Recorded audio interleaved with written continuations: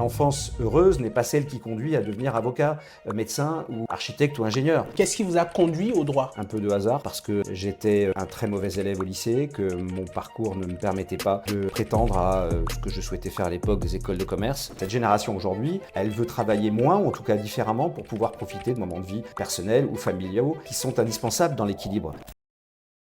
Quel souvenir d'expérience de plaidoirie vous a marqué à vos débuts et dont vous pourriez nous en parler? J'ai eu l'immense honneur et à la fois la difficulté et le complexe de défendre ce que l'on appelait à l'époque un violeur récidiviste. On ne peut pas être indifférent à la vérité, mais en revanche on ne peut pas la rechercher. Il y a certains pays européens dans lesquels les avocats sont systématiquement confrontés aux aveux de leurs clients, indépendamment de ceux qu'ils pourraient faire devant un magistrat. Je n'ai pas réussi d'ailleurs à lire le livre, mais à lire juste le résumé, j'ai comme l'impression qu'il y avait quelque chose qui vous pesait et qu'il était vraiment important pour vous d'aller vous dégager, vous libérer et revenir en pureté. Certains clients parfois disent de moi que je suis un peu froid.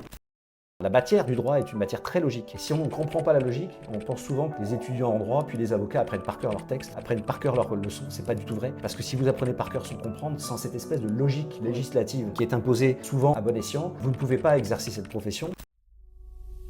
J'ai la chance d'exercer un métier passion. Je suis moi très heureux d'être avocat à Bordeaux et je suis très heureux d'être le prochain bâtonnier qui va porter les valeurs de ce barreau. J'ai le plaisir de recevoir un éminent avocat, grand pénaliste, maître Stéphane Guittard. Merci d'avoir accepté notre invitation. Merci d'être venu à moi. Alors, si c'est la première fois que vous découvrez cette production, n'hésitez pas, abonnez-vous, car ici, nous recevons des professionnels des métiers de droit pour une seule mission, la transmission. Maître, vous êtes avocat au barreau de Bordeaux depuis le 6 janvier 1998, où vous êtes spécialiste en droit pénal des affaires, membre du Conseil de l'Ordre des avocats et bâtonnier élu. Vous étiez, avant justement ces titres récents, membre du Conseil de l'Ordre et délégataire du bâtonnier. Vous avez été également président ou vice-président, autant pour moi, du Conseil régional de discipline, membre de l'Association des avocats pénalistes, ancien officier juriste au 1er régiment étranger de cavalerie, président de l'Association du Club des motards du Palais, votre passion pour la moto, et aujourd'hui donc bâtonnier élu. Intriguant, mais qu'est-ce qui draine et qu'est-ce qui drive tous ces engagements au fond de vous? Plusieurs notions viennent à moi au moment où vous me posez cette question. Ma première excitation intellectuelle, c'est la curiosité. C'est vrai que quand on est, comme moi, touche à tout ce qui peut susciter l'intérêt par la curiosité me plaît. Donc c'est vrai que je suis dans une mécanique, pardonnez-moi, souvent complexe parce que à la recherche de diverses sensations. J'aime la moto, vous l'avez dit, je suis un passionné de montagne, je suis un passionné de droit. Ça m'est arrivé, on en reparlera sans doute, assez tardivement dans mon adolescence puisque, j'y reviendrai, je suis, un étudiant, passionné, mais j'étais, un collégien et un lycéen, très médiocre et le droit a été une véritable découverte dans ma vie et puis, j'ai fait, beaucoup de sport dans ma vie, j'ai beaucoup joué au rugby et je joue un peu au golf aujourd'hui. C'est un sport qui requiert beaucoup d'humilité, et c'est ce qui m'intéresse aussi dans cet élan. Il y a toujours cette volonté de curiosité et d'humilité, qui m'inspire pour, être le meilleur pour moi et pour les autres, qui sera mon mandat à partir du 1er janvier, de l'année prochaine, pardonnez-moi, pour 2 années. Très intéressant. Nous allons y revenir tout à l'heure parce qu'il y a de très belles découvertes que nous avions eues sur vous lors de la préparation de cette émission. Mais quand on laisse de côté donc toutes ces présentations, notamment des titres professionnels et autres de tout à l'heure, si vous devez vous décrire, vous définir, que diriez-vous? Alors c'est souvent un mélange, hein, qui requiert beaucoup d'introspection pour, se définir de cette façon-là. Je ne sais pas si j'ai plusieurs phrases, plusieurs mots pour le faire. Je crois que je doute beaucoup de moi d'abord, ce qui est à la fois un défaut et une qualité, parce que ça évite, la suffisance, mais ça entraîne aussi, beaucoup de remise en question. Et puis, je le disais, je suis curieux, déterminé, volontaire ambitieux, je crois aussi, sans vouloir être carriériste et je crois que j'ai, un sens du combat et de l'effort qui, m'ont permis, d'être celui que je suis aujourd'hui, quels que soient les titres, qui m'ont valu, cette interview puisque, je suis très honoré d'être interviewé par vous aujourd'hui. Merci. Et d'ailleurs, parlant de titre, donc, qu'est-ce qui vous a conduit au droit? Alors ce qui m'a conduit au droit, c'est plutôt du hasard, un peu de détermination familiale puisque, j'ai eu la chance d'avoir un grand-père paternel, ancien avocat qui a été, bâtonnier, au barreau de Montpellier, qui est, décédé avant que, je sois avocat puisqu'il est décédé pendant, mes études de droit, et puis pour être très honnête, un peu de hasard parce que, j'étais, un très mauvais élève au lycée, que mon parcours ne me permettait pas de prétendre à, ce que je souhaitais faire à l'époque, des écoles de commerce et donc je suis arrivé en droit comme, aujourd'hui, beaucoup d'étudiants, mais de moins en moins arrivent en droit, sans profondément de détermination ou alors pour certains d'entre eux, beaucoup de volonté, de réussir dans un domaine, qu'ils connaissaient ou qu'ils ont eu envie de connaître. Moi ça m'a permis, de découvrir, une matière qui me passionne. Mais pas n'importe quel droit, pas n'importe quelle discipline, ou spécialité dans le droit. On parle quand même du droit pénal et c'est ce que vous faites. Alors, c'est assez surprenant parce que, oui, aujourd'hui, j'ai, ma spécialité en droit pénal. Je suis principalement pénaliste, mais je fais aussi beaucoup de droit des affaires, ce qui me conduit aussi parfois, en réduisant les 2 matières, à faire du droit pénal et des affaires. Mais ça n'était pas ma formation initiale. Je suis tombé amoureux d'abord du droit constitutionnel en première année. J'ai eu la chance d'avoir un prof de fac et un chargé de TD absolument passionnants qui m'ont permis de décortiquer, le droit constitutionnel et notamment, cet article dont on parle souvent de la Constitution de 58 qui est l'article 49.3, qui était une de mes passions absolues avant que je ne connaisse la politique telle que nous la connaissons comme, des adultes, qui réfléchissent un petit peu et puis ensuite, par le droit des affaires puisque j'ai un cursus qui m'a conduit à avoir un double diplôme, de master 2 droit des affaires et de DJCE, qui m'avait donné la vocation à travailler dans des gros cabinets d'avocats parisiens, pour faire des fusions-acquisitions et j'ai eu la chance en réalité durant mon stage de suivre, non pas un avocat pénaliste, mais un avocat en contentieux des affaires, mais un si beau plaideur, que j'ai, aimé le port de la robe, ce qui n'est pas le cas de la plupart des avocats qui font du conseil Oui. aujourd'hui, hein, en droit des affaires et je suis tombé d'abord, dans le judiciaire par la plaidoirie, parce que j'aime plaider foncièrement, j'aime porter ma robe, on y reviendra également et puis ensuite, par mon expérience au palais de justice, les permanences pénales et puis, mon entrée dans un cabinet, d'avocats prestigieux en droit pénal, je suis tombé dans le droit pénal et là, en effet, on peut dire que le droit pénal fut, ma matière de prédilection. Ah oui, donc je comprends que ça a été, une véritable inspiration, faite de plusieurs rencontres et également du milieu, si on peut le dire. Exactement. En réalité, je crois que l'homme ou la femme se détermine en fonction, de ce qu'il vit au quotidien, ou de ce qu'il ne veut plus vivre au quotidien et en l'espèce, moi, j'ai vécu, comme, jeune étudiant, puis jeune avocat, une détermination, j'allais dire spatio-temporelle en m'inspirant de gens, que j'admirais, en m'inspirant de lieux dans lesquels j'aimais être et j'aime être au palais de justice et porter ma robe et en m'inspirant, d'une forme d'avenir qui me conduisait sans cesse à, me reconcentrer sur un essentiel de vie, sans oublier, ce qui a fait l'essence de ma vie, mes enfants. Oui. Nous allons revenir vraiment sur certaines questions tout à l'heure, vous allez me permettre d'ailleurs. Heu, mais pour ne pas faire vice de procédure donc, dans la fiche que j'ai établie, quel était votre regard sur, votre vision de la justice avant de venir dans le domaine? Et aujourd'hui, est-ce que cette vision a été vérifiée ou est-elle vérifiée? Alors, la vision de la justice, contrairement à vous et les jeunes peut-être qui vont nous écouter dans ce podcast, je n'en avais pas véritablement, la réalité, ni à mon sens la légitimité dans la réflexion. J'ai la plupart des jeunes avocats que je rencontre ont, un dessein de justice, un but, un objectif de justice qui n'était pas du tout le mien lorsque j'ai commencé la profession et que moi je n'ai vu arriver que beaucoup plus tard dans l'exercice de ma profession. Je n'avais pas cette appétence à la plaidoirie à 18 ans. Je sais qu'il y a aujourd'hui des associations qui permettent à des collégiens, des lycéens de plaider une cause de justice qui était un peu étrangère de moi lorsque j'avais cet âge-là. Moi, j'étais concentré sur le sport exclusivement. Je lisais peu, je n'étais pas un intellectuel. Ce qui m'intéressait, c'était de jouer au rugby, au tennis et d'aller courir avec mes copains.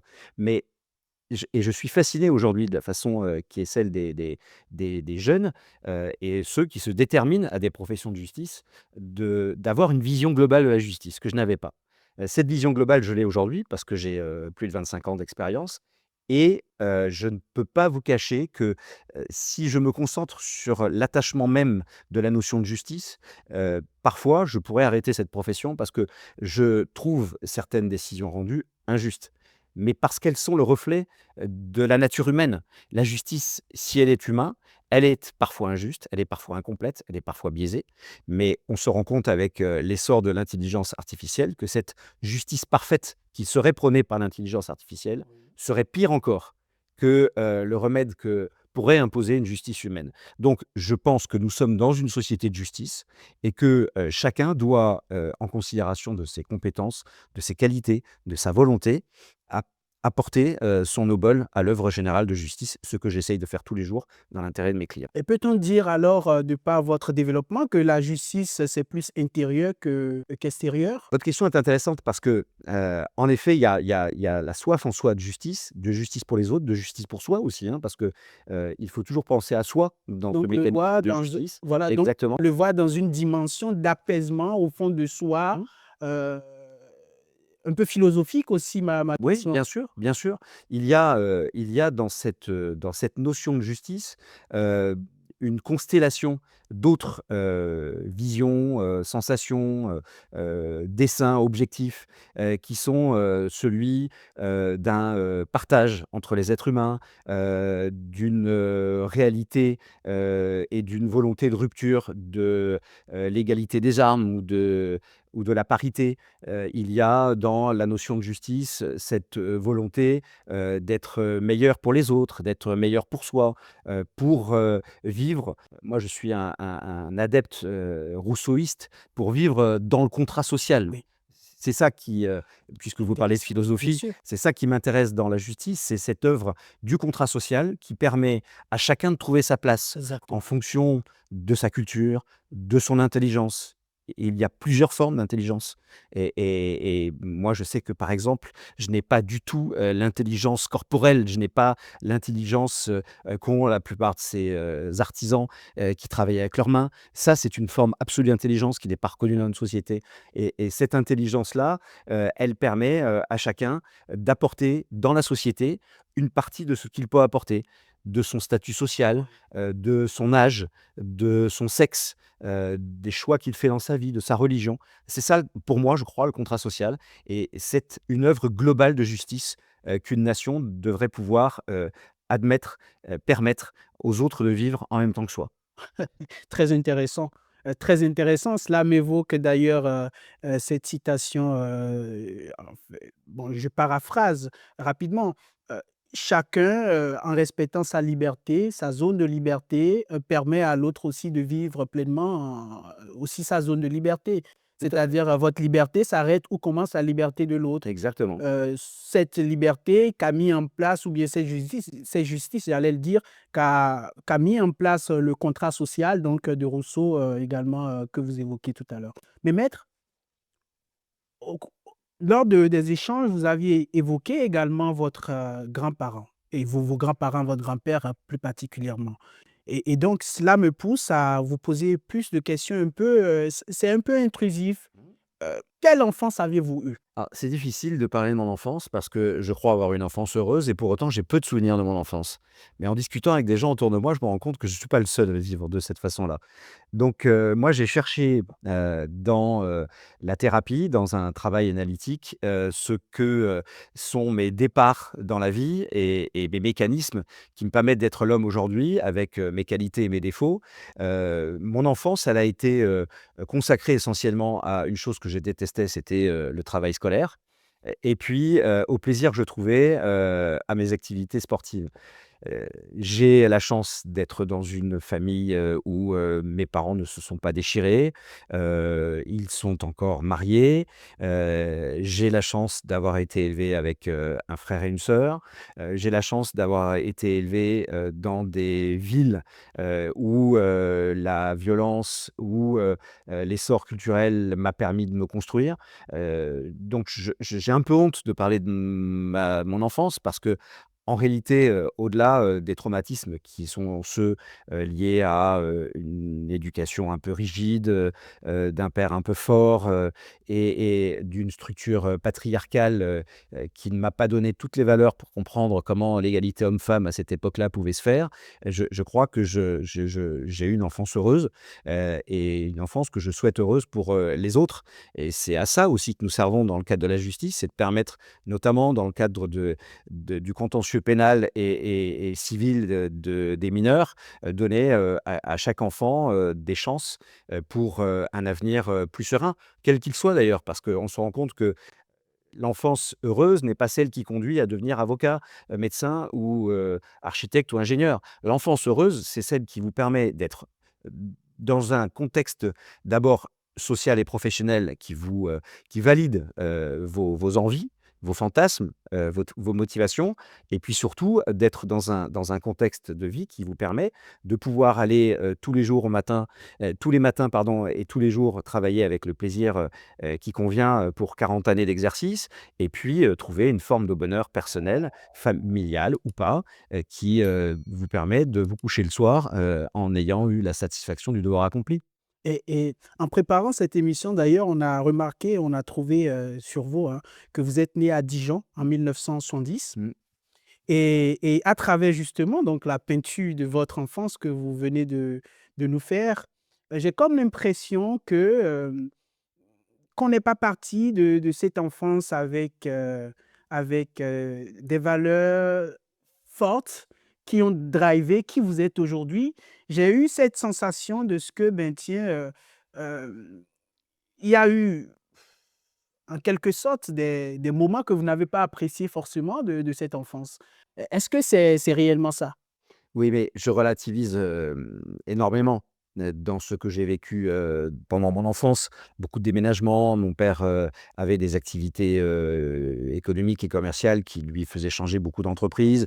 C'est vrai que je suis né à Dijon, j'ai vécu la majorité de mon enfance dans les Yvelines.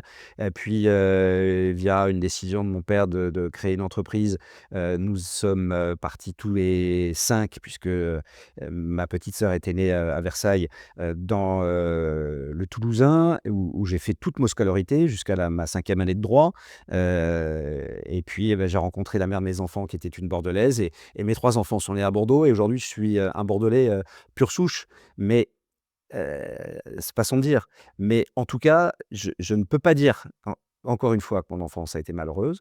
Elle m'a, cassé à certains égards, mais relativisons, parce que je vous assure qu'il y a des enfances qui sont très malheureuses, Tout à ce fait. qui n'est pas le cas de la mienne. Tout à fait. Et justement, ce relativisme, je vous pose la question donc, quelles sont les valeurs que vous avez pu tirer de cet enfant, de cette éducation de vos parents et qui vous ont poussé à qui vous êtes aujourd'hui? Et je rappelle, allant dans la même logique que l'un de vos confrères, Dupond-Moretti, si j'ai bien compris, qui dit, mais on vient, en fait, on exerce votre profession, surtout dans le pénal, avec cette sensation de compte à rendre.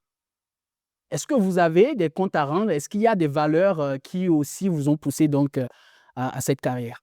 Alors, je connais un peu Éric Dupond-Moretti avec, qui j'ai plaidé, et je connais une partie de son parcours d'enfance qui n'est pas du tout, identique au mien, puisque, socialement, il avait d'énormes complexes, qui n'a pas été mon cas.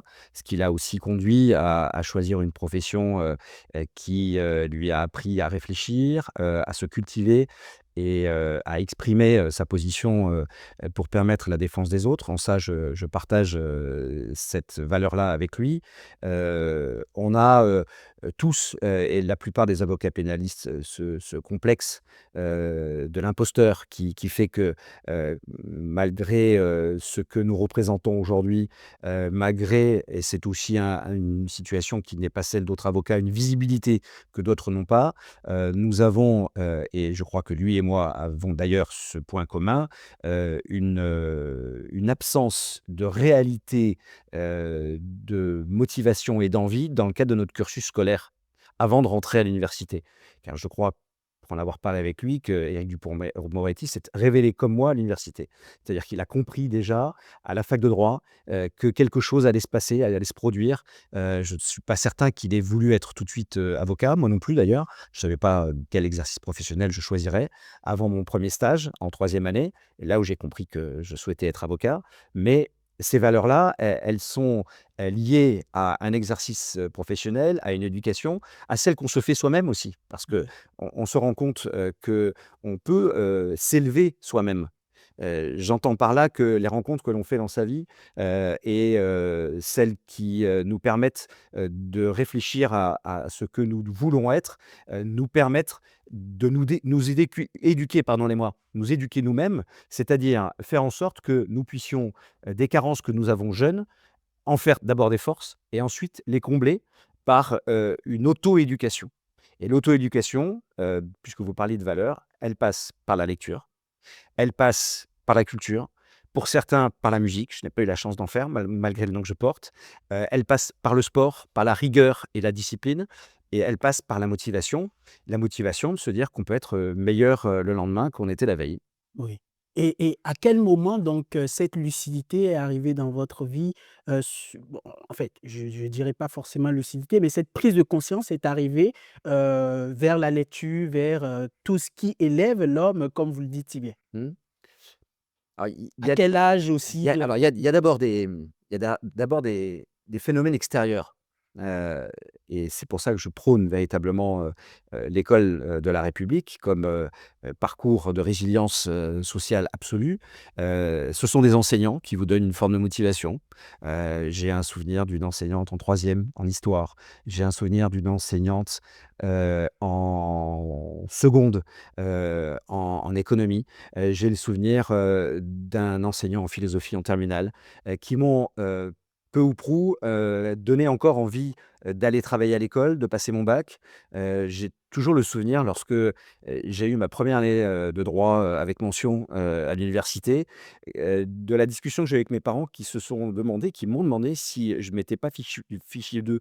mais c'est C'est-à-dire incroyable, ils m'ont dit: «Mais après, tout ce que tu as vécu, après avoir redoublé ma seconde, après avoir obtenu mon baccalauréat au repêchage», ils m'ont demandé si je m'étais pas fichu d'eux. mais comment ça s'est passé? Mais parce que je crois que quand on trouve, et c'est surtout, le cas des garçons, je crois, une forme de motivation dans une matière déterminée.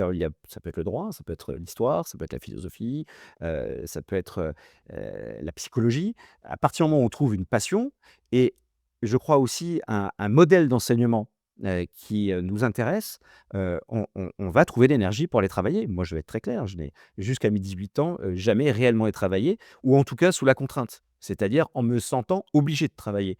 Lorsque je suis arrivé, en fac de droit, non seulement, j'ai travaillé, mais j'ai aimé travailler, et le delta, il est là en réalité. Oui, et mais jusqu'au CRFPA, et d'ailleurs vous avez été même major, à cet examen. Si j'ai bien, lors de la préparation de l'émission, j'ai découvert que vous étiez, major à À l'examen de oui, sortie du CAPA.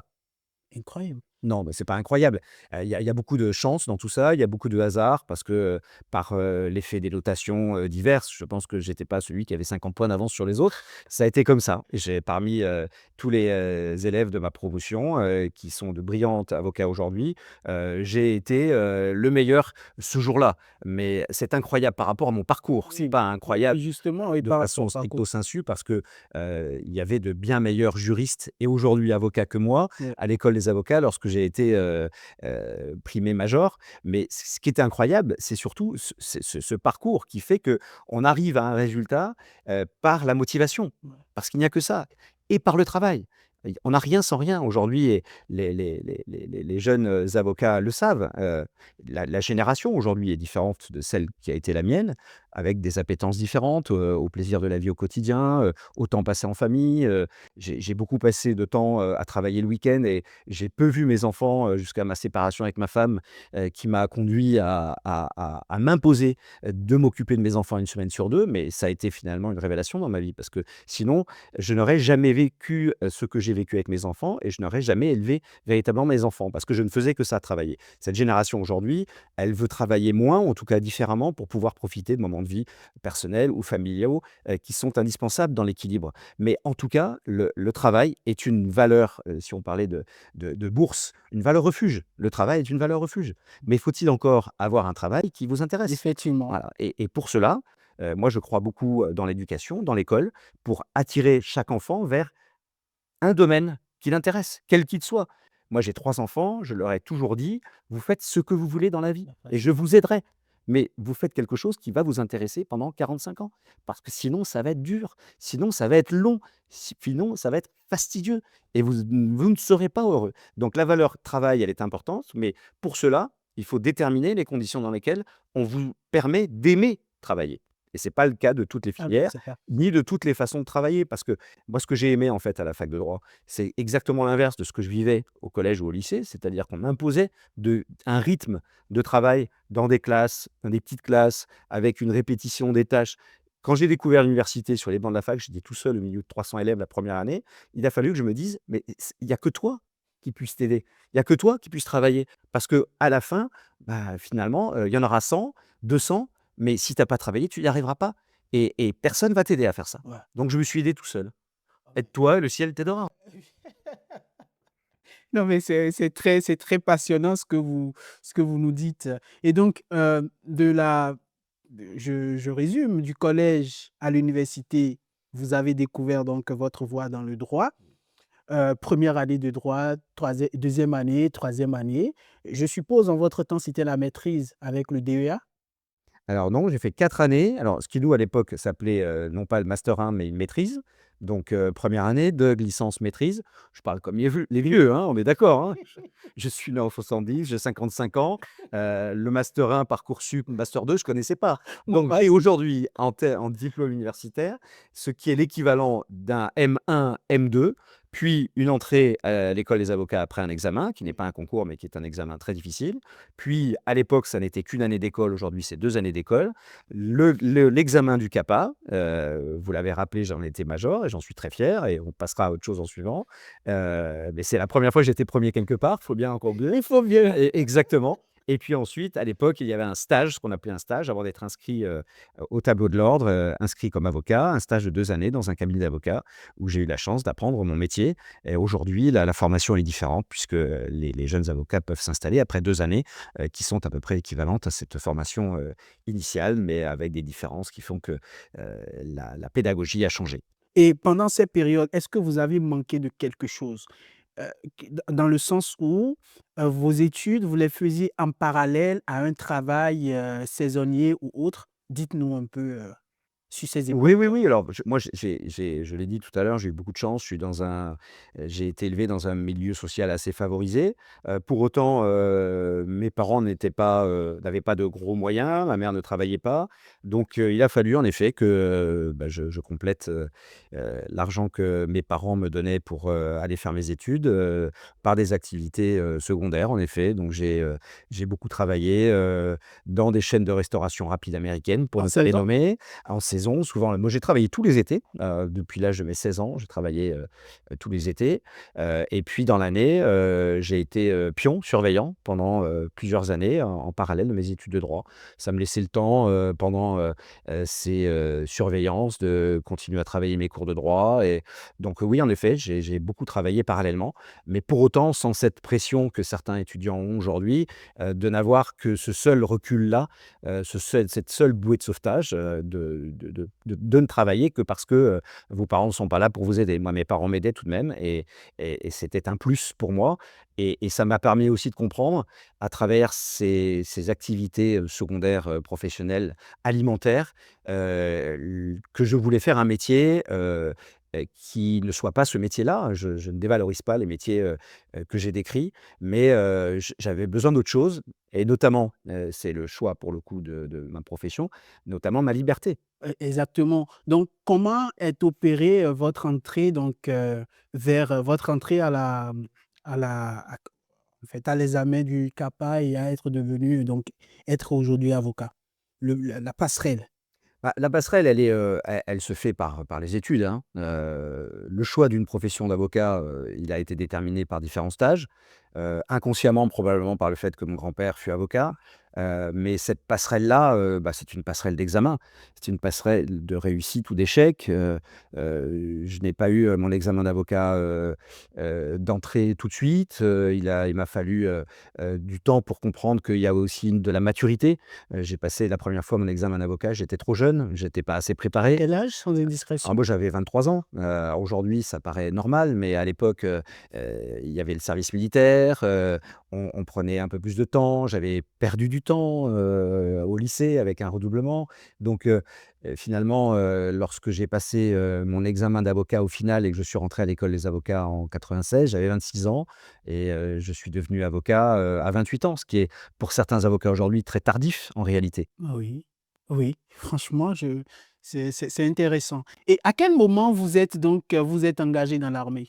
Alors, je me suis pas véritablement engagé dans l'armée, j'ai, suivi un cursus, pour, faire mon service militaire dans des conditions que je trouvais plus satisfaisantes pour moi, physiquement et intellectuellement. Donc j'ai décidé de faire, une préparation de militaire, l'année où j'ai passé mon bac.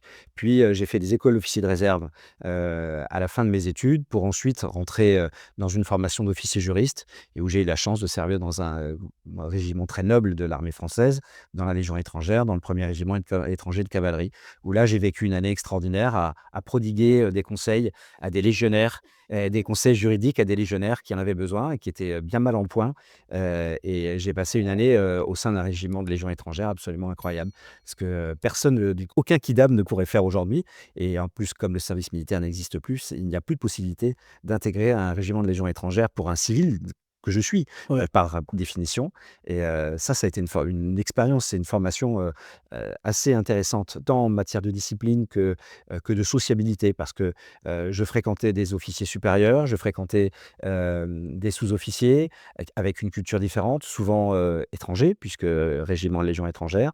Et puis je fréquentais des soldats du rang, quasiment tous étrangers, avec, des cultures, et des niveaux de vie différents, en tout cas de leur, cursus personnel, avec des cassures énormes. Et ça a été une grande expérience pour moi et ça m'a permis de comprendre beaucoup de choses aussi dans ma vie. Nourriture, ah oui, très intéressant et donc ça, c'était après la licence? Oui.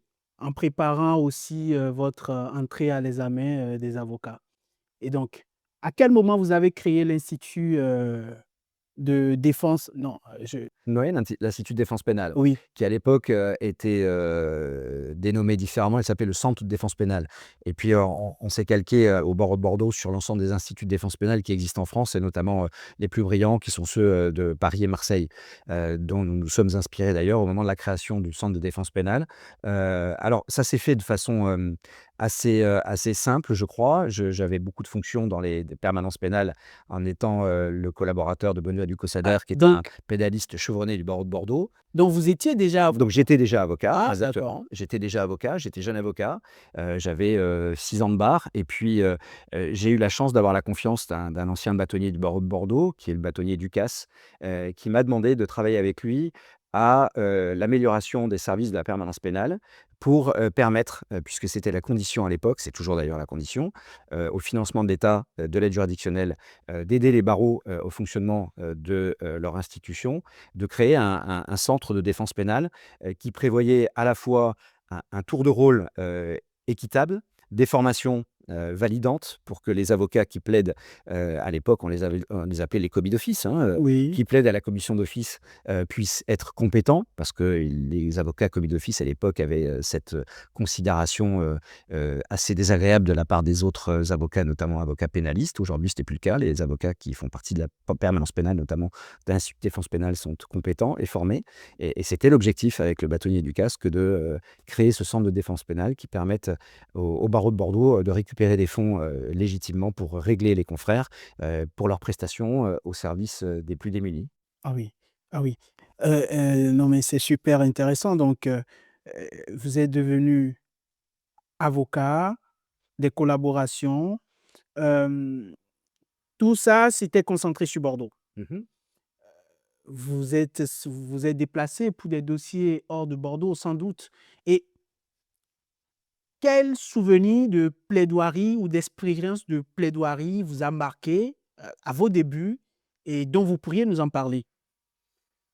Alors, je vais revenir sur ma plus belle expérience, qui est, c'est la défense, j'avais, 10 ans de barre, hein, j'avais, 29 ans, heu, 30 non, oui, 35 ans à peu près et j'ai eu, l'immense honneur et à la fois, la difficulté et le complexe de défendre, ce que l'on appelait à l'époque, un violeur récidiviste, ou multirécidiviste. C'était le violeur d'Arcachon, qu'on prénommait le Chat, et qui était un homme que je respectais infiniment, que j'ai fréquenté, à la maison d'arrêt pendant 3 années avant la préparation de son procès et durant lequel, pendant 3 semaines, j'ai ferraillé pour, essayer de révéler en lui, le meilleur après, avoir été, accusé d'avoir tenté de violer 36 victimes, de 18 à 77 ans et ça a été un procès marquant parce que pour la première fois, je crois, au-delà de, l'exposition qui a été la mienne à cette période-là, parce qu'il y a beaucoup de journaux et de télé se sont intéressés à cette affaire, à juste titre, parce que c'était une affaire absolument exceptionnelle au niveau national, et heureusement qu'il n'y en a pas d'autres, comme cela, tous les jours. Mais ce qui m'a permis de comprendre, en tant que jeune avocat, comment, malgré la reconnaissance des faits, parce que cet accusé avait reconnu l'ensemble des faits qui lui étaient reprochés, voire plus d'ailleurs, puisqu'il avait donné des détails sur des faits qui avaient été classés cold case et permis à certaines victimes d'être reconnues dans leur statut de victime. Comment on peut, en défendant quelqu'un qui reconnaît les faits, des faits graves de viol, défendre l'homme et le décrire comme quelqu'un qui ne soit pas diabolisé. Donc ça a été ma première expérience d'un procès pendant lequel, pendant 3 semaines, j'ai pu, heu, permettre de dédiaboliser un homme qui était considéré comme, le diable, En personne? en personne et ça, c'était une expérience incroyable. Après, il y a eu d'autres affaires pénales. Aurélie Coulon. Oui, alors Aurélie Coulon, c'est autre chose encore. Ça, c'est aussi un combat, pour, l'irresponsabilité pénale. Il y a eu aussi l'affaire, Le Pillaert de ce gamin Jérémy, que je n'ai malheureusement jamais connu, qui a été battu à mort dans un camping, qu'on a appelé le camping de l'horreur à ses 17 ans et qui, m'a valu de défendre, sa mère et sa sœur, devant une cour d'assises spéciale composée de mineurs, qui pour la plupart étaient, d'une, perversité décrite par les experts psychiatres comme absolument insupportable, avec une horreur, des faits, qui étaient, peu narrables par, même des professionnels et puis, un certain nombre de procès. Puisque vous parliez de Bordeaux, j'ai aussi, eu la possibilité de plaider en dehors de la France hexagonale et notamment, en Martinique où j'ai eu la chance de plaider, un énorme dossier de favoritisme, sur des travaux, BTP, sur des infrastructures routières, en Martinique et ça a été un procès absolument incroyable sur plusieurs jours avec, des avocats parisiens, avec, des avocats du CRU avec qui je me suis extrêmement bien entendu, et j'ai passé des moments, extraordinaires et puis j'ai eu la chance de plaider un peu partout en France, à la cour d'assises, faire un peu le vagabond, comme le sont tous ces pénalistes qui étudient leurs dossiers dans les chambres d'hôtel, qui mangent au resto, matin, midi et soir, qui fument beaucoup, parce que j'ai beaucoup fumé comme, Éric Dupond-Moretti. Donc ce sont des moments où on est en dehors de sa famille, ce sont des moments où on est en dehors de chez soi, mais ce sont des moments où on trouve un sens à sa vie dans la défense de l'autre, Et qu'il c'est soit victime ou accusé. et c'est finalement ça le bon avocat pénaliste? Ou les caractéristiques d'un bon avocat pénaliste? Celui qui fume beaucoup? Non, je crois pas. Alors dites-nous, quelles sont Quelles sont comment les qualités d'un bon oui, avocat qu'est-ce qu'un pénaliste? bon avocat pénaliste, selon vous? Un avocat pénaliste, est d'abord, contrairement aux apparences, un avocat humble, c'est-à-dire qui sait qui il est. Dans le bon, hein? Il sait d'où il vient, il sait ce qu'il a construit, pour pouvoir comprendre ce que vivent ceux qu'il défend. Un bon avocat pénaliste, c'est quelqu'un de curieux, c'est quelqu'un d'observateur, c'est quelqu'un de patient. Parce que pour trouver l'attaque sur l'interrogatoire d'un enquêteur ou d'un témoin qui ment, il faut avoir la patience de l'écouter, de savoir à quel moment lui poser la bonne question. Un bon avocat pénaliste, c'est un avocat qui a compris, je crois, que l'audience de la cour d'assises, si on parle d'assises, ne se résume pas à 30 ou 40 minutes de plaidoirie. Un bon avocat d'assises, c'est quelqu'un qui comprend que tout se joue pendant la phase du procès et d'abord aussi pendant la phase de l'enquête et de l'instruction. Donc c'est un avocat qui travaille beaucoup ces dossiers. Et puis, enfin, j'ai envie de dire un bon avocat pénaliste, c'est quelqu'un qui prépare son client. C'est-à-dire que vous ne pouvez pas arriver avec un client à la cour d'assises ou au tribunal correctionnel, avec un client que vous n'avez pas préparé, à qui vous n'avez pas expliqué, que vous n'avez pas débriefé, à qui vous n'avez pas posé les bonnes questions pour éviter qu'il se retrouve seul ou maladroit à l'audience. Voilà, je crois, ce que sont les qualités d'un bon avocat pénaliste et je ne suis pas certain d'être celui-là. Merci de votre réponse. De vénérer mémoire à Hervé Temim, j'ai lu en fait dans ses vidéos, en tout cas des interviews qu'il a pu laisser, qu'il ne s'intéresse pas forcément à la vérité.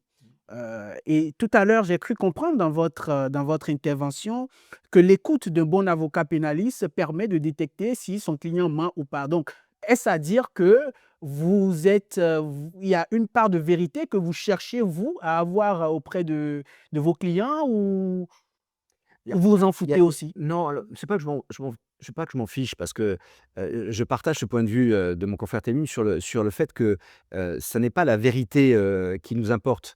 C'est celle qui permet, à notre client et à la société d'y trouver son compte dans le résultat pénal qui est celui, du délibéré et du verdict. Donc je ne dirais pas que je m'en fiche. Mais il y a différentes choses que l'avocat pénaliste doit savoir faire aussi, c'est savoir prendre de la distance avec son client. Et quand on prend de la distance avec son client, peut-être qu'on peut être étranger à la notion de vérité judiciaire. C'est-à-dire que je crois que, le bon avocat pénaliste est celui, qui, ne prend pas, fait et partie ou fait et cause, avec son client. Il va pouvoir prendre un peu de recul, mais c'est surtout celui qui va travailler techniquement le dossier pour permettre à la décision de prendre une décision qui soit au final une décision la plus juste possible. Mais quelle que soit, j'allais dire, la réalité, de ce dossier dans laquelle parfois personne n'ont pas d'idée, précise. Il y a certains dossiers dans lesquels on ne connaîtra jamais la vérité. On a l'affaire Jubilard en ce moment, Oui. je ne sais pas ce que sera la décision jeudi ou vendredi, mais en tout état de cause, il n'y aura pas qu'une vérité, ça sera une vérité judiciaire. Donc oui, nous souhaitons une vérité judiciaire qui puisse satisfaire d'abord la défense des intérêts des clients que nous défendons, qu'ils soient auteurs et victimes, et qui soit le reflet de ce qu'une justice, on en parlait tout à l'heure avec le contrat social, qui soit le reflet d'une justice qui soit juste. Et c'est ça. Donc on ne peut pas être indifférent à la vérité, mais en revanche, on ne peut pas la rechercher. Il y a certains pays européens dans lesquels les avocats sont systématiquement confrontés aux aveux de leurs clients, indépendamment de ceux qu'ils pourraient faire devant un magistrat. Mais en réalité, moi, je ne suis pas certain que ça soit, d'abord facile moralement et ensuite, ça soit efficace parce que ce qui nous intéresse, nous, avocats, français, pénalistes, bah, c'est de trouver dans le dossier des éléments qui nous intéressent sans avoir forcément la possible, confidence d'un client qui vous dit: «Je suis coupable, mais je demande que vous, fassiez en sorte que je sois déclaré innocent». Ça, c'est plus complexe, vous voyez, pour un avocat Oui, pénaliste. mais justement, comment apprivoisez-vous alors la part d'émotion, dans le droit? Bah, l'émotion, alors il y a toute forme d'émotion, il y a d'abord, il y a l'empathie, la douleur, cette émotion qui, consiste à ressentir, la souffrance, dans un dossier, la souffrance d'une victime, mais aussi la souffrance, de la vie d'un auteur. Et je me permets, Mmh. pourquoi je pose la question? Mmh. Parce que quand le client vient à vous, il vient dans tous ses états. Il vient dans tous ses états, il vous exprime la frustration ou il vous exprime, vraiment, sa situation telle qu'elle. Et vous, donc vous avez ce recul, comment vous faites réellement pour apprivoiser, pour savoir, ben tiens, là, il est plus, il est en train de mentir, là, il est sur, comment ça se passe? Alors d'abord, je crois que, je ne parle pas pour les autres, mais en tout cas pour moi, avocat pénaliste, c'est la distance que je mets entre mon client et moi. Une distance, presque physique, une distance, que peu d'avocats pénalistes, je le constate aujourd'hui, en tout cas de ce que j'en ai vécu, mettent parfois avec leurs clients en les tutoyant. Moi, je vous vois tous mes clients. Une distance, psychologique, une distance morale, heu, pour, avoir du recul. Je dis souvent à des clients: «Si vous deviez vous défendre vous-même, vous ne pourriez pas bien le faire. Si je devais me défendre moi-même, même avocat pénaliste, je ne pourrais pas bien le faire. Parce que je manquerais de recul. Je n'aurais pas la vision d'un autre. Je n'aurais pas la vision de l'extérieur». Un bon avocat pénaliste, c'est quelqu'un qui prend suffisamment de distance par rapport à son client pour avoir une vision qui soit la plus objective possible. Et une fois qu'on a une vision objective, on peut se permettre d'avoir un argument, un discours partial. Parce que on va aller sur un autre registre qui est celui de l'humain. Mais une fois qu'on a pris ce registre, objectif, impartial, on est meilleur. Mais si on n'a pas cette disposition impartiale initiale, on ne peut pas faire son travail correctement. Parce qu'on va tomber dans les pièges que le client, dans lesquels le client lui-même est tombé en réalité, dans la commission de l'infraction ou dans ce qu'il a vécu en tant que victime à travers, les gens qui l'entourent. Donc, ce prisme-là du recul, il est extrêmement important à mon sens. Pour ça, vous parliez d'appât, de, la sensibilité ou des sensations. C'est tout à fait ça. Il faut éviter de tomber dans cette sphère de l'empathie absolue. Certains clients, parfois, disent de moi que je suis un peu froid. Heu, j'ai le souvenir, j'ai eu la chance de beaucoup discuter avec un de mes oncles qui est décédé, qui était chirurgien, et qui était à Toulouse, dont on disait d'ailleurs qu'il était froid parce qu'il y avait aussi une méthodologie, hein, qui était pas celle-là, qui n'est pas celle qui est aujourd'hui, où on explique, aux familles, la souffrance, le décès, la maladie, et j'ai beaucoup discuté avec lui de la distance qu'il mettait sur, les propres opérations qu'il faisait. Parce que sinon il tombait dans une forme de dépression chronique constante parce que, certains enfants mouraient dans ses bras, parce que, certains handicaps résultaient de ces opérations et qu'il ne pouvait pas toutes réussir. Mais c'est ce que nous vivons nous, avocats pénalistes, je crois. C'est-à-dire que nous ne pouvons pas réussir tout. Nous ne pouvons pas, moi je le dis souvent, hein, quand certains de mes confrères me disent: Moi j'ai, 60-75 de réussite dans mes dossiers et que je gagne quasiment tous», je dis: «Bravo». Moi, la réussite dans mes dossiers, elle correspond 20-30. C'est quoi la réussite dans mes dossiers? J'obtiens un acquittement, j'obtiens une relaxe, j'obtiens la décision qui prononce l'innocence de mon client, ce qui doit représenter 5 de mes dossiers, et puis surtout sur les 25 restants, j'obtiens la satisfaction de ce qu'un client a été bien défendu, que finalement la sanction pénale lui correspond, que j'ai réussi à défendre une victime et à faire comprendre à sa famille que, la haine ne convient pas, pour, la résilience. Donc ça, c'est ça. Et donc moi, j'ai pas d'ego ou d'orgueil par rapport à ça. J'ai peu de victoires dans mes dossiers Mais c'est et très j'ai la humble, victoire d'un pénaliste, mais c'est tout. c'est très humble de votre part parce que C'est le 15 avril dernier, vous avez été nominé dans le palmarès de Figaro, meilleur avocat, en tout cas avocat plus recommandé et compétent de la région. Oui, oui, le Figaro, comme d'autres, hebdomadaires, je crois, ou magazines, quotidiens ou de la presse nationale, ont édité un forfait, un palmarès, pardonnez-moi. Donc le Figaro a édité ce palmarès pour, chacune des spécialités de notre profession. Il y en a une petite trentaine, parmi lesquelles il y avait, le droit pénal. Et ce qui m'honore le plus dans ce palmarès, c'est que, j'ai été, classé parmi les meilleurs avocats pénalistes de France, par mes pairs. C'est-à-dire qu'il y a beaucoup de concurrence entre nous, il y a beaucoup d'ego chez les avocats pénalistes, mais pour autant, mes pairs m'ont désigné comme étant un des meilleurs avocats pénalistes de France, à Bordeaux, avec, tous les gros cabinets parisiens qu'on connaît, dont vous avez cité, certains noms tout à l'heure.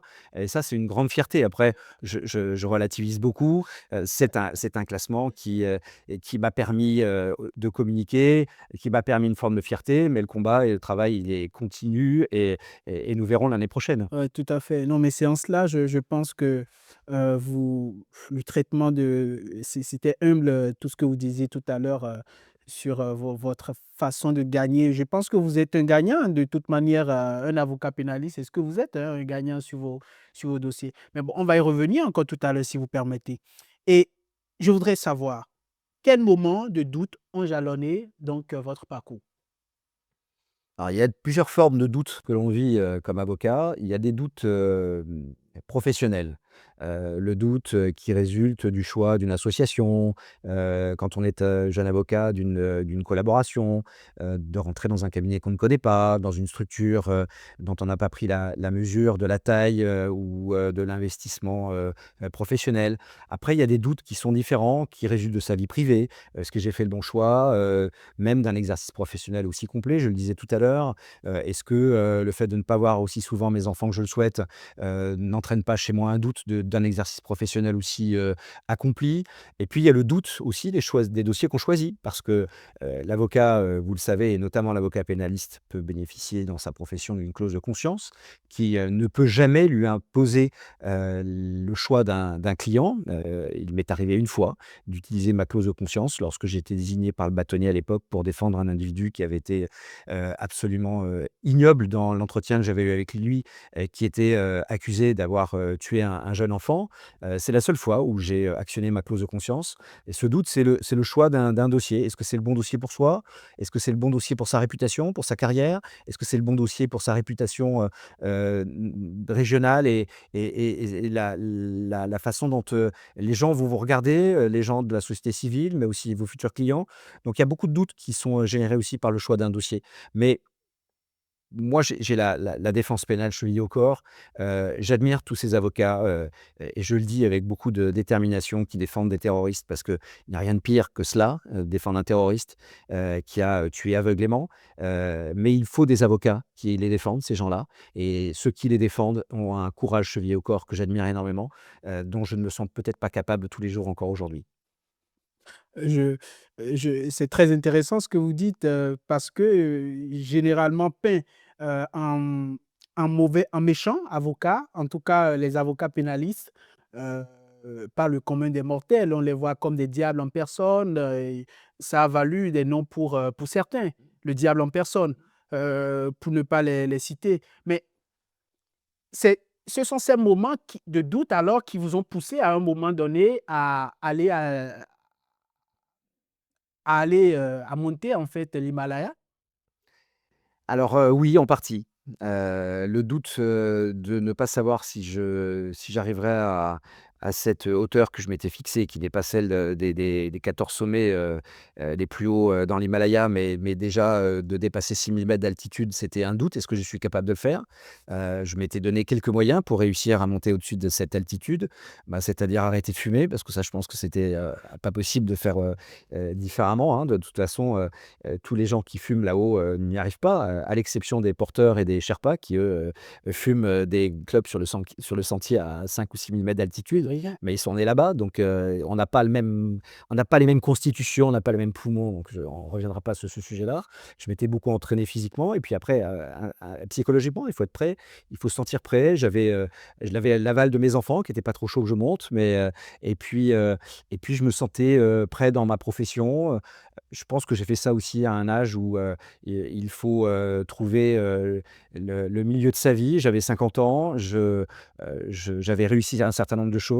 Il y en a d'autres, que je m'étais fixé, dont le bâtonnat, qui, est venu plus tard et effectivement, quand vous montez, dans l'Himalaya, dans cette chaîne qui est tellement, rude, vous ne pouvez avoir que des doutes. Mais c'est ce doute qui, construit, la motivation, l'envie, avec, cette, assurance de sécurité, parce qu'on ne fait jamais cela, sans sécurité. Le doute n'interdit pas, la sécurité. En tout cas, elle est préconisée, hautement en montagne, quelles que soient les montagnes du monde d'ailleurs.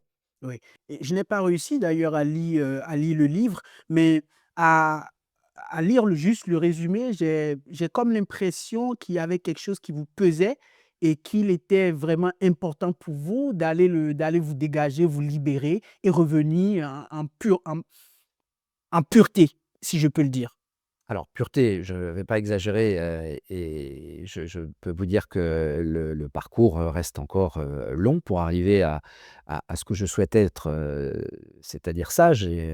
J'ai trouvé la définition de l'ataraxie, l'autre jour, qui est cette espèce de paix de l'âme permanente, qui, vous permet de vivre, même les combats de tous les jours, les souffrances, que j'en aurai d'autres à vivre.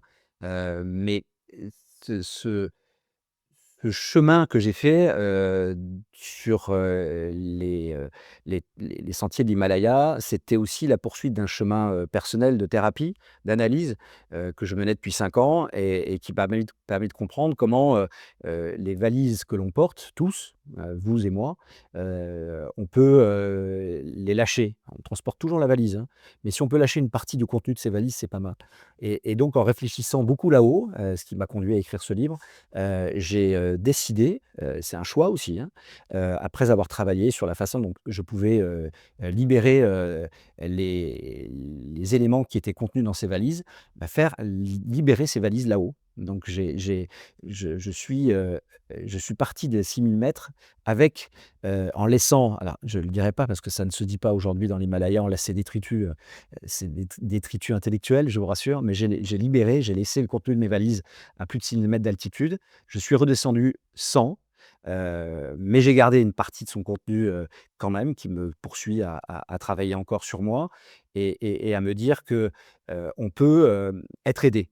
Et je le dis souvent à mes clients, qui, pour la plupart, viennent avec des problèmes gravissimes. Je leur dis souvent, pour certains, quand ils sont capables de l'entendre, «Cette première entrevue était intéressante. Je crois qu'il y a de la confiance entre nous, on va travailler ensemble, parce qu'il faut que la confiance soit réciproque. Mais aujourd'hui, vous allez laisser une partie de vos problèmes dans mon bureau». Alors mon bureau, aujourd'hui, il est empli de problèmes.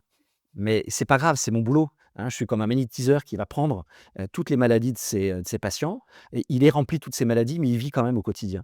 Moi, je suis avocat, comme la plupart des 2 200 avocats de Bordeaux, et que je salue aujourd'hui. On récupère nos clients, ils laissent une partie de leurs problèmes dans notre bureau et ils se sentent libres en partant de chez nous. C'est ça cette force d'un avocat qui réussit, quelle que soit la réussite du dossier d'ailleurs, hein. Et c'est pas on n'est pas sur des taux de résultats, qui sont, à déterminer en pourcentage. Mais je crois que le bon avocat, et il y en a beaucoup à Bordeaux, c'est celui qui va, permettre à son client d'être libéré d'une partie du poids qu'il porte en arrivant à l'occasion du premier rendez-vous avec son avocat. Un médecin de l'âme. Un médecin de l'âme, oui, alors un médecin du droit d'abord, et c'est vrai qu'il y a beaucoup de rapprochements dans les 2 professions. C'est drôle parce que j'ai beaucoup Les fréquenté études des étudiants en étudiantes. médecin, ouais. J'ai beaucoup joué au rugby, notamment avec l'équipe de médecine à Toulouse et je fréquente encore beaucoup de médecins, et des brillants médecins parce que pour le coup, nous avions l'impression d'être un peu idiots à côté d'eux. Ils étaient très disciplinés quand ils travaillaient leur concours notamment, et leur internat. Mais il y a un rapprochement, il y a beaucoup de médecins qui vous diront qu'ils auraient rêvé d'être avocats. Et c'est vrai qu'on a un métier attractif.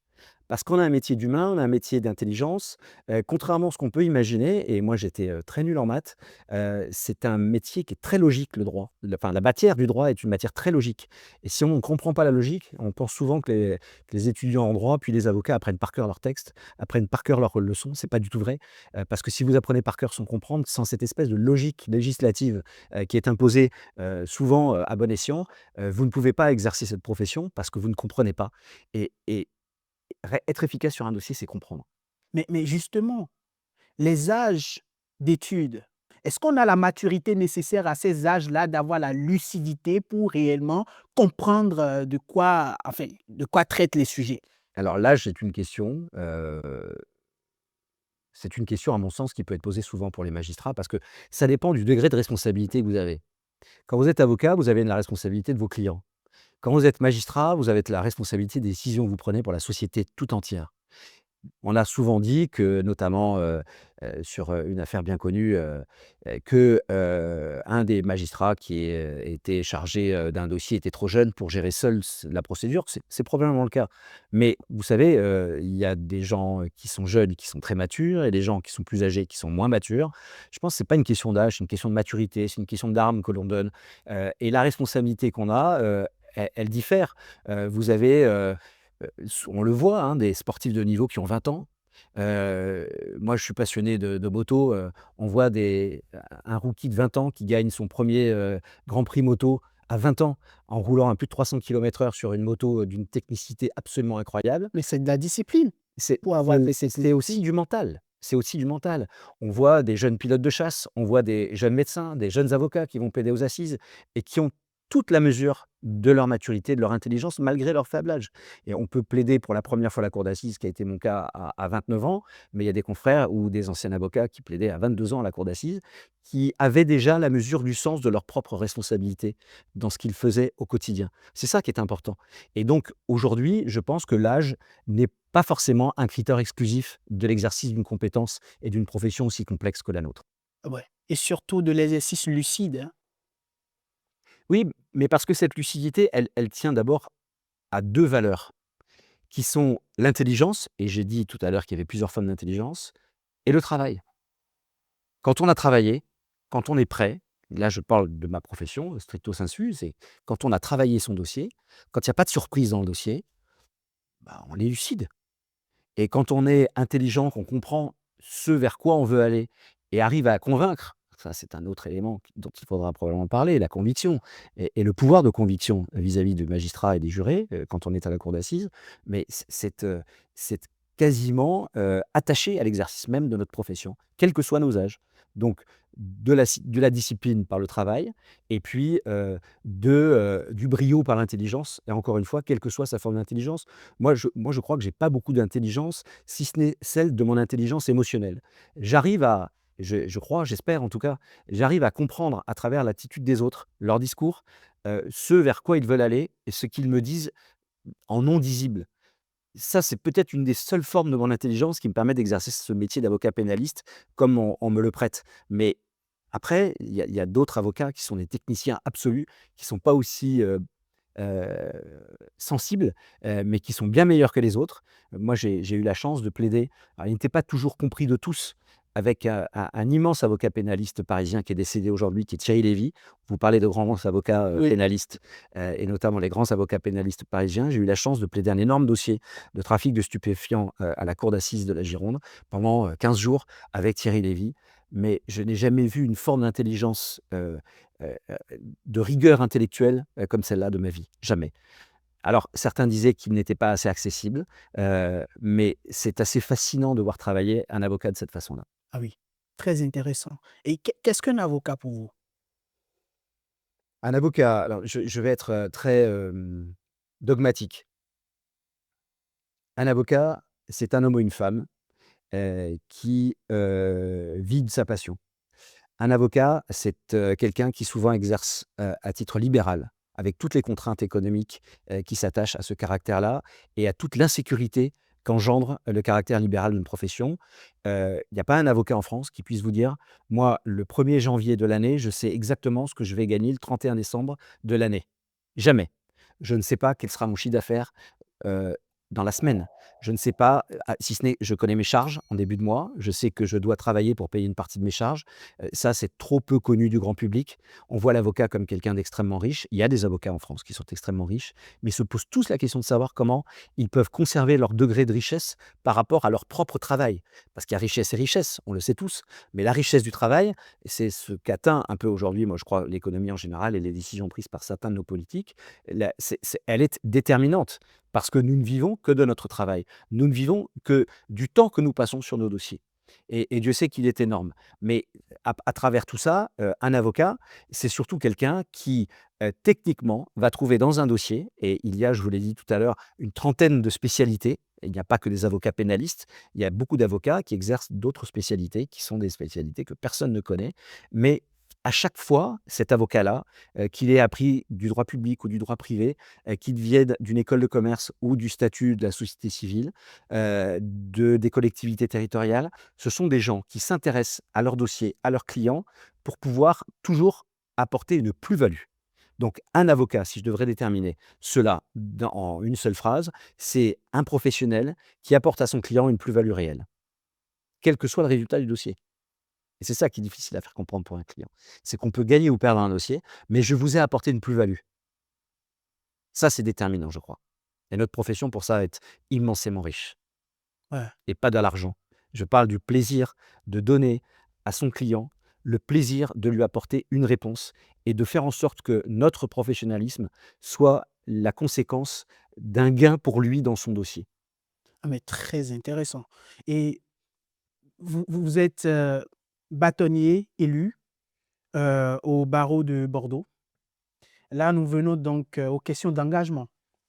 Euh, Comment vous apprivoisez, vous avez eu des responsabilités, hein, plusieurs dans votre vie, et c'est clair, mais comment vous apprivoisez votre mission et votre bâtonnat, vous le placez sur quel enjeu? Alors, c'est toute la question que je me suis posée en présentant, ma candidature pour être le futur bâtonnier de Bordeaux, accompagné de ma consoeur Marie Tastet, qui sera vice-bâtonnière puisqu'elle vient d'être élue en même temps que moi.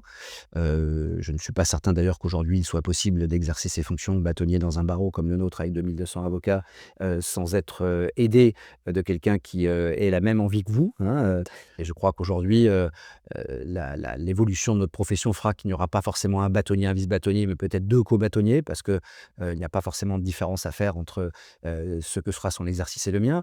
Mais ce que je crois être important dans mon parcours, si on parle de ce parcours et résilience, c'est que d'abord, ça m'a traversé l'esprit il y a une dizaine d'années. Je m'étais déjà présenté, au bâtonnat, contre 2 autres confrères et j'avais été battu au deuxième tour. Ce qui a été en soi, pour moi, je crois salvateur parce que je crois qu'il n'y a que véritablement dans une certaine forme d'échec que l'on réussit. C'est-à-dire que cela m'a donné des réponses aux questions que je me posais, des suites de ce premier échec.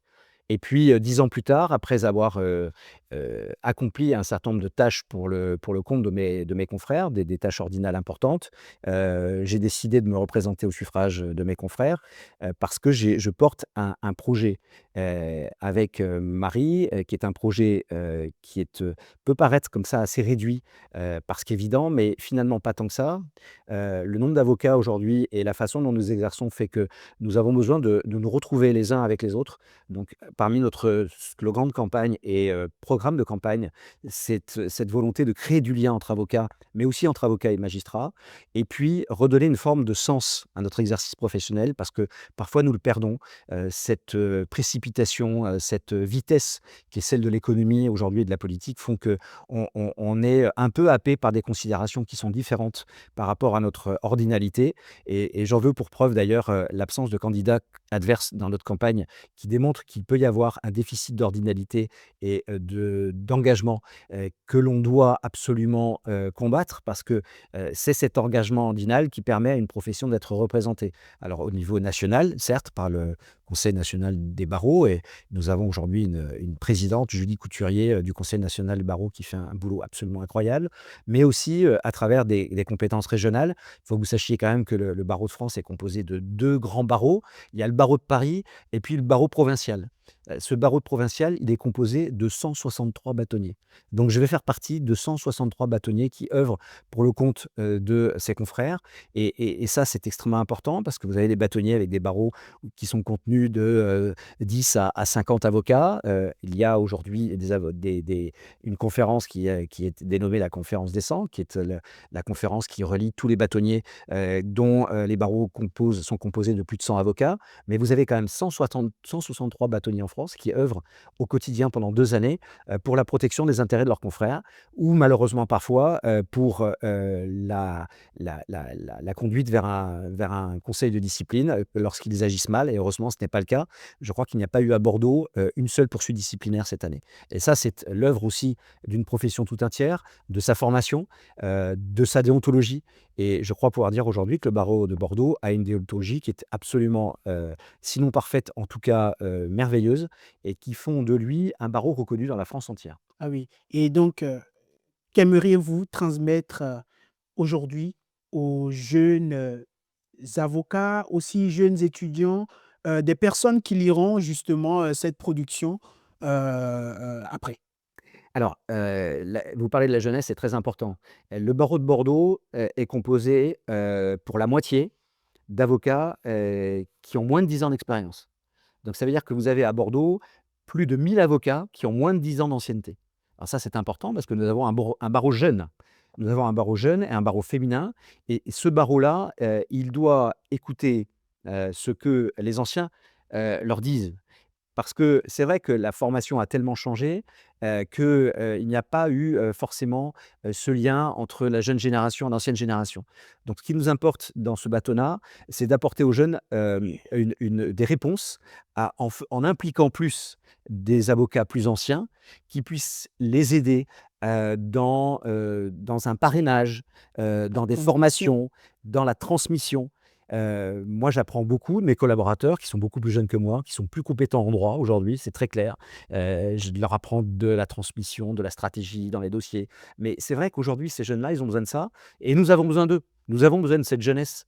Donc, ce bâtonnat sera, j'espère, celui au cours duquel le lien pourra se faire entre les jeunes et les plus anciens, parce qu'il commence parfois, sur certains sujets, ceux de la collaboration, de la rémunération, y avoir une fracture et cette fracture, elle est pas bonne dans notre profession. Nous devons faire en sorte d'attirer une jeune génération dans un métier qui est dur, dans un métier qui est exigeant, mais dans un métier qui est magnifique et si je veux, parler à des jeunes étudiants en droit, ceux qui se dirigeraient par vocation ou par intérêt à notre profession, je leur dirais la même chose que je vous ai dit tout à l'heure. Pour être un bon avocat, il faut être curieux, il faut être investi et il faut beaucoup travailler. Oh, mais très intéressant. Et pour finir, parce que nous tendons vers la fin de cette production, euh, maître ou monsieur le vice-bâtonnier, Monsieur le bâtonnier élu. monsieur, C'est difficile à comprendre. C'est difficile à comprendre dans notre jargon. Je serai le prochain bâtonnier. Je ne le suis pas encore. Je laisse le soin à Caroline Lavessière, pas de- bâtonnière, de finir son mandat parce qu'elle le fait très bien depuis plusieurs années. Et Marie Tastet sera ma vice-bâtonnière. Je serai le bâtonnier. Je suis pour l'instant bâtonnier élu. élu. Je n'ai pas de fonction ordinale, si ce n'est l'intérêt que je porte à ma profession depuis 25 ans et la préparation qui est la mienne aujourd'hui, avec un binôme qui marche très très bien et qui est absolument incroyable, qui sont la bâtonnière Lavessière et le vice-bâtonnier de l'AS. À qui nous faisons d'ailleurs un coucou. Exactement. Je me prépare pour ces fonctions à partir du 1er janvier 2026. Justement. Donc, qu'aimeriez-vous que le public retienne de vous et de cet entretien que nous venons d'avoir, rappelant également la thématique principale de cette production Parcours et résilience? Alors, de moi, pas grand-chose parce que je n'aime pas beaucoup parler de moi, mais si on vous parlez de résilience, alors je veux bien qu'on retienne de moi, que, j'ai soif d'apprendre de résilience parce que c'est vrai que c'est dans cette résilience qu'on apprend le plus, hein. C'est-à-dire admettre, d'abord, d'être ce qu'on est, avec son intelligence, son physique, son parcours, et ses fractures. Donc ça, c'est la véritable résilience. Je veux bien qu'on retienne ça de moi. Si on doit retenir, quelque chose de cet échange, je crois, c'est, d'abord l'intérêt que vous portez à cette profession et on le sent et il est, extrêmement sincère et il me plaît parce que je crois que j'ai la chance d'exercer un métier passion et ce métier passion, il est parfois, casse-gueule, je le dis grossièrement, il est, violent parfois, il est en tout cas très difficile, mais il est ô combien merveilleux. Je suis moi très heureux d'être, avocat à Bordeaux et je suis très heureux d'être, le prochain bâtonnier qui va porter les valeurs de ce barreau qui a encore fêté récemment, sa rentrée judiciaire solennelle, à l'occasion de laquelle de nombreux, confrères de l'extérieur, bâtonniers de l'extérieur, ont pu, constater, cette énergie absolue que nous avons à Bordeaux, franchement. C'est très beau. Vraiment, merci à vous, Merci à vous. maître Guittard. Ce fut un plaisir.